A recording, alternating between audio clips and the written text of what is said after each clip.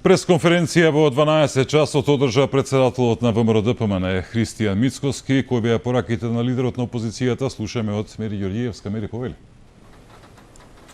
Лаза пред малку заврши пресконференцијата на председателот на ВМРО-ДПМН Христијан Мицковски, кој пред новинарите, но и пред јавноста истакна дека е незадоволен секако од староновата влада, која што е со стари кадри и веќе прочитани кадри, влада која што не го исполнува она што го ветува Мицковски, влада која што не се бори доволно со криминалот, не се бори доволно со корупцијата, а Македонија на листата на Transparency International и на самиот праг, односно на исто рангирано место со брегот на слоновата коска и со Сомалија. Вели дека минатата влада не направила никаков исчекор ниту во образованието, ниту во економијата. Вели Христијан Мицковски, вели дека виделе дека има километри на автопати, а не е изграден дури ниту еден километар од автопат.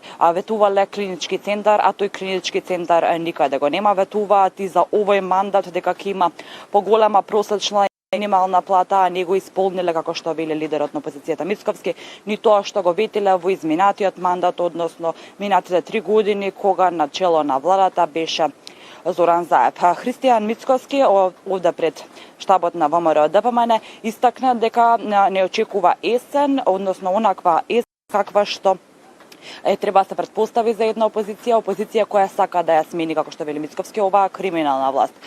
Тие ќе се борат и во собранието, но и преку протести за да падне владењето на Зоран Заев и некако што велат од ВМРО-ДПМН криминалните структури кои што се околу премиерот на Република Македонија Заев. Овде предлагам да слушнеме дел од изјавата на Мицковски.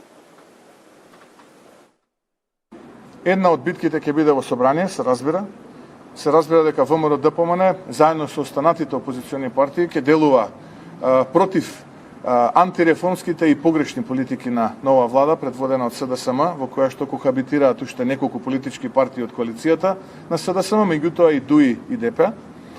Како ВМРО-ДПМН бескомпромисно ќе се спротивставиме на тие, би рекол, антиреформски, криминални и коруптивни политики, кои што ги очекувам, бидејќи од програмата на владата апсолутно не успеав да видам ништо што нуди развој или справување со кризата која што е пред нас.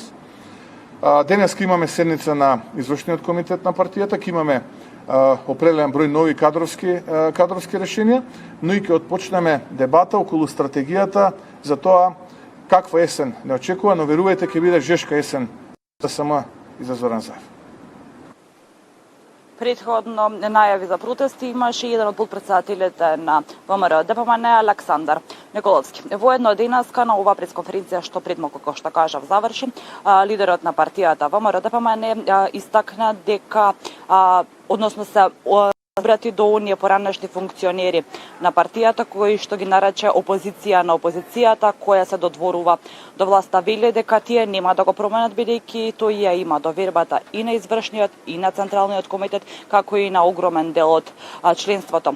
Прашан од страна на новинарите која е процедурата како би да се свика вонреден конгрес, Мицковски рече дека досега воопште не е пристигната никаква иницијатива до нив како партија за вонреден конгрес, а ја каже процедурата која е, дел од процедурата е дека или тој треба да свика вонреден конгрес или 50% од централниот или извршниот комитет треба да свикаат состанок за да се разговара за дали треба да се свика вонреден конгрес и во рок од 15 дена треба да биде донесена одлуката дали ќе има вонреден конгрес откако ќе се разгледа тоа прашање на едно од највисоките органи на партијата. Тоа се последните информации од пресконференцијата на лидерот на партијата ВМРО-ДПМН. Со повеќе детали веќе во наредното информативно издание во 14:30. Лаза? Мери, ти благодарам за овие информации, секако поопширно во следните вести во 2:30 попладне на Алфа.